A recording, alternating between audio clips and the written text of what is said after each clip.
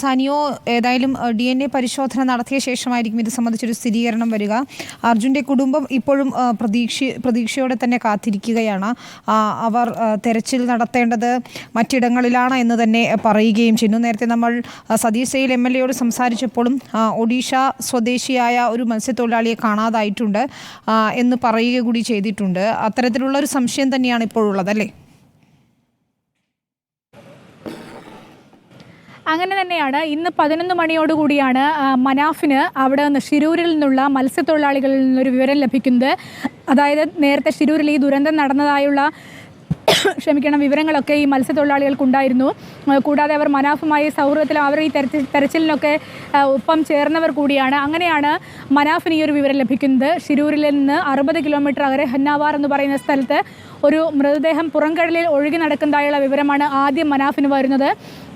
അത് അർജുൻ്റേതാണോ എന്ന സംശയം മനാഫിന് സ്വാഭാവികമായും തോന്നുന്നു. അത് മത്സ്യത്തൊഴിലാളികളും അത്തരത്തിലുള്ളൊരു സംശയം മുന്നോട്ട് വയ്ക്കുന്നു. പക്ഷേ അവർക്ക് ഫോട്ടോ എടുത്ത് അയക്കാനോ അല്ലെങ്കിൽ അങ്ങനെ എന്തെങ്കിലും ഒരു സംവിധാനം ഉണ്ടായിരുന്നില്ല. മാത്രമല്ല ഈ മൃതദേഹം കടലിൽ നിന്ന് അവരുടെ ബോട്ടുകളിലേക്ക് എത്തിക്കാനുള്ള സംവിധാനവും ഉണ്ടായിരുന്നില്ല. അങ്ങനെയാണ് അവർ മനാഫിനെ ഈ കാര്യം അറിയിക്കുന്നത്. മനാഫ് ഉടൻ തന്നെ പോലീസിനെ DYSP അടക്കമുള്ള ആളുകളെ അറിയിക്കുന്നു, ഈശ്വർ മാൽപ്പയെ അറിയിക്കുന്നു. DYSPയും ഈശ്വർ മാൽപ്പയും സ്ഥലത്തേക്ക് പുറപ്പെടുന്നു. ആ സാഹചര്യത്തിൽ തന്നെയാണ് മനാഫ് നമ്മളെയും വിളിച്ച് ഇത്തരത്തിലൊരു മൃതദേഹത്തിൻ്റെ വിവരങ്ങൾ ഉണ്ട് എന്ന് പറയുന്നത്. അങ്ങനെയാണ് നമുക്കും ആ ഒരു വിവരങ്ങൾ കിട്ടുന്നത്. ഏതായാലും DYSP അടക്കമുള്ള ആളുകൾ അങ്ങോട്ടേക്ക് പുറപ്പെടുന്നു. പിന്നീട് ഈശ്വർ മാൽപ്പെ ഇപ്പോൾ ഇനി ഒരു 3/4 മണിക്കൂർ കൊണ്ട് ഈശ്വർ മാൽപ്പെ പ്രദേശത്തെത്തുമെന്നാണ് നമ്മൾ മനസ്സിലാക്കുന്നത്. അദ്ദേഹം നേരത്തെ തന്നെ പുറപ്പെട്ടു കഴിഞ്ഞിട്ടുണ്ട്. അപ്പോൾ അവർക്കിനി കിട്ടേണ്ടത് ഈ ഒരു മൃതദേഹത്തിൻ്റെ ഫോട്ടോയോ അല്ലെങ്കിൽ ഏതെങ്കിലും ഐഡൻറ്റിഫിക്കേഷൻ മാർക്ക് എന്തെങ്കിലും അവശേഷിക്കുന്നുണ്ടെങ്കിൽ അതോ ആണ്. അത് എത്രയും പെട്ടെന്ന് മനാഫിനും അതുപോലെ കുടുംബത്തിനും അയച്ചു കൊടുക്കുക എന്നതാണ് DYSPയെ സംബന്ധിച്ചിടത്തോളവും ഈശ്വർ മാൽപ്പയെ സംബന്ധിച്ചിടത്തോളവും ഒക്കെയുള്ള ഒരു പ്രക്രിയ എന്ന് പറയുന്നത്. അതിനുശേഷം ഈ മൃതദേഹം എന്നിട്ടും തിരിച്ചറിയാൻ പറ്റുന്നില്ല എങ്കിൽ DNA പരിശോധന നടത്തണമെന്നാണ് കുടുംബത്തിൻ്റെ ഒരു പ്രധാനപ്പെട്ട ആവശ്യമായി നമുക്ക് മുന്നിലുള്ളത്. അതായത് നേരത്തെ തന്നെ ഈ അർജുൻ്റെ സഹോദരൻ്റെ DNA അവിടെ ശേഖരിച്ചു വച്ചിട്ടുണ്ടായിരുന്നു. അങ്ങനെയെങ്കിൽ ഈ മൃതദേഹത്തിൻ്റെ DNA കൂടി ശേഖരിച്ച് അത് ഒത്തുനോക്കിയതിന് ശേഷമാണ് ഇത് ആരുടെ മൃതദേഹമാണ് എന്ന കാര്യത്തിൽ ഒരു വ്യക്തത വരികയുള്ളൂ എന്നാണ് നമ്മളിപ്പോൾ മനസ്സിലാക്കുന്നത്. ഏതായാലും മത്സ്യത്തൊഴിലാളികൾ ആ പ്രദേശത്ത് തന്നെ ഇപ്പോഴും നിലയുറപ്പിച്ചിട്ടുണ്ട് എന്നാണ് നമുക്കറിയാൻ കഴിയുന്നത്. ഈ നേവിയുടെയും പോലീസിൻ്റെയും അതുപോലെ ഈശ്വർ മാൽപ്പയുടെയും സംഘം അവിടെ എത്തിയതിന് ശേഷം അവരുടെ സഹായത്തോടെ മൃതദേഹം പുറത്തെത്തിക്കുകയും ശേഷം ഫോട്ടോ എടുത്ത് അയക്കുകയും ചെയ്യുമ്പോൾ കുടുംബത്തിനും ഒരു വ്യക്തത വരികയുണ്ടാകും. ഏതായാലും കുടുംബത്തിന് ഇപ്പോൾ അങ്ങോട്ട് പോകാൻ പറ്റാത്തൊരു സാഹചര്യമുണ്ട്. അതായത് ജിതിൻ, അർജുൻ്റെ സഹോദരി ഭർത്താവായ ജിതിൻ, അർജുൻ്റെ സഹോദരിയുടെ കുട്ടിയുടെ ഒരു സർജറിക്ക് വേണ്ടി നാട്ടിലെത്തിയതാണ്. ആ സർജറി ഇപ്പോൾ കഴിഞ്ഞിട്ടുണ്ട്. മറ്റ് സാഹചര്യങ്ങളെല്ലാം അനുകൂലമാണെങ്കിൽ ഇന്ന് വൈകുന്നേരത്തെ ട്രെയിനിന് തന്നെ ജിതിൻ ഷിരൂരിലേക്ക് പുറപ്പെടുമെന്നാണ് അറിയിച്ചിരിക്കുന്നത്. നമ്മൾ സംസാരിച്ചപ്പോൾ സതീഷ് സെയിൽ MLAയും ഈശ്വർ മാൽപ്പയും അടക്കമുള്ള ആളുകൾ പറഞ്ഞത് ഇത് അർജുൻ്റെ മൃതദേഹമാകാനുള്ള ഒരു സാധ്യത കുറവുണ്ട് എന്നാണ്. കാരണം ഇത്ര ദിവസത്തിന് ശേഷം മൃതദേഹം ഇങ്ങനെ ലഭ്യമാകുമോ എന്നതടക്കമുള്ള കാര്യങ്ങളിൽ സംശയമുണ്ട് എന്നും ഈശ്വർ മാൽപ്പയും സതീഷ് സെയിലും സംസാരിക്കുമ്പോൾ പറയുന്നുണ്ടായിരുന്നു. മിനിഞ്ഞാന്ന്, അതായത് 3 ദിവസം മുൻപാണ് ഒഡീഷ സ്വദേശിയായ ഒരു മത്സ്യത്തൊഴിലാളി അവിടെ നിന്ന് കടലിൽ പെടുന്ന ഒരു സാഹചര്യം ഉണ്ടായത്. അദ്ദേഹത്തിൻ്റെ മൃതശരീരമാണോ എന്നുള്ള കാര്യങ്ങളിലടക്കം വ്യക്തത വരേണ്ടതുണ്ട് എന്നും സതീഷ് സെയിൽ അടക്കമുള്ള ആളുകൾ പറയുന്നുണ്ടായിരുന്നു. ഏതായാലും മനാഫ് ഇപ്പോൾ വൈകുന്നേരത്തോടു കൂടി സംഭവ സ്ഥലത്തെത്തും. അപ്പോൾ അർജുൻ്റേതായ എന്തെങ്കിലും തിരിച്ചറിയൽ മാർക്കുകൾ ബാക്കിയുണ്ടെങ്കിൽ അതിൽ നിന്ന് തിരിച്ചറിയാൻ കഴിയും. ഇല്ലെങ്കിൽ ഈ DNA ടെസ്റ്റ് തന്നെയായിരിക്കും അവരുടെ അവസാനത്തെ ഒരു അത്താണി എന്ന് പറയുന്നത്. ഏതായാലും തങ്ങളെ ഇതുമായി ബന്ധപ്പെട്ട് കർണാടകയിൽ നിന്ന് ഒരു ഉദ്യോഗസ്ഥരോ അല്ലെങ്കിൽ അത്തരത്തിലുള്ള അധികൃതരോ ആരും ബന്ധപ്പെട്ടിട്ടില്ല എന്നാണ് അർജുൻ്റെ ബന്ധു കൂടിയായ ജിതിൻ ഇപ്പോൾ പറയുന്നത്. അവർക്ക് ആകെ കിട്ടിയിരിക്കുന്നത് മനാഫ് അറിയിച്ചിരിക്കുന്ന ഒരു വിവരം മാത്രമാണ്. കൂടാതെ ഈശ്വർ മാൽപ്പയും അറിയിച്ചിട്ടുണ്ട്.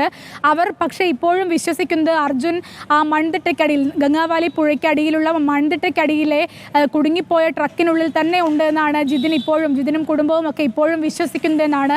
അവിടെ കൃത്യമായ പരിശോധന നടത്തേണ്ടതുണ്ട് എന്നും അവർ പറയുന്നു. അതിന് കോടതി വിധിയടക്കം തങ്ങൾക്ക് അനുകൂലമായുണ്ട്. അതുകൊണ്ട് തന്നെ കൃത്യമായ ഒരു പരിശോധന നടത്തണം. ആ ട്രക്കിനുള്ളിൽ മൃതദേഹം ഇപ്പോഴും ഉണ്ടാകാനുള്ള സാധ്യതയിലാണ് ജിതിൻ ഇപ്പോൾ വിശ്വസിക്കുന്നത്. അവർ പറയുന്നത് കൂടുതൽ യന്ത്ര സംവിധാനങ്ങളും അതുപോലെ മേജർ ഇന്ദ്രപാൽ അടക്കമുള്ള വിദഗ്ധരുടെ ഒരു സേവനം കൂടി ഈ ഒരു ഘട്ടത്തിൽ ലഭ്യമാക്കേണ്ടതുണ്ട് എന്നാണ്. അങ്ങനെയെങ്കിൽ മാത്രമേ കൂടുതൽ തെരച്ചിൽ നടക്കുകയുള്ളൂ എന്നവർ ഉറച്ചു വിശ്വസിക്കുന്നു. പക്ഷേ അവിടെ ഒരു കാലാവസ്ഥ ഇപ്പോഴും പ്രതികൂലമായി നിൽക്കുകയാണ്. മഴ പെയ്യുന്നില്ലെങ്കിൽ കൂടിയും നല്ല ശക്തമായ ഒഴുക്കാണ് ഗംഗാവാലി പുഴയിൽ ഇപ്പോഴും ഉള്ളതെന്നാണ് നമ്മൾ മനസ്സിലാക്കുന്നത്. 6 നോട്ട്സ് ഒഴുക്കൊക്കെയാണ് ഇപ്പോഴും അവിടെ രേഖപ്പെടുത്തുന്നത്. അതൊരു 3 നോട്ട്സിലേക്ക് താഴ്ന്നാൽ മാത്രമേ അവിടെ തെരച്ചിൽ നടത്താൻ കഴിയൂ എന്നാണ് മുങ്ങൽ വിദഗ്ധർ അടക്കം പറയുന്നത്.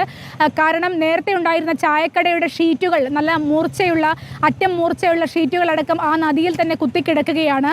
ഒരു മുങ്ങൽ വിദഗ്ധൻ അതിലേക്ക് ഇറങ്ങിക്കഴിഞ്ഞാൽ ആ ഷീറ്റുകൾ അടക്കമുള്ളവ ശരീരത്തിൽ തറയ്ക്കാനുള്ള സാഹചര്യങ്ങൾ വളരെ കൂടുതലാണ്. അതുകൊണ്ട് ഈ 6 നോട്ട്സ് ഒഴുക്കിൽ ഒരിക്കലും അങ്ങോട്ട് ഇറങ്ങാൻ കഴിയില്ല എന്നാണ് മുങ്ങൽ വിദഗ്ധർ അടക്കം പറയുന്നത്. അപ്പോൾ സ്വാഭാവികമായും ഒഴുക്കൽപ്പം കുറയേണ്ടതുണ്ട്.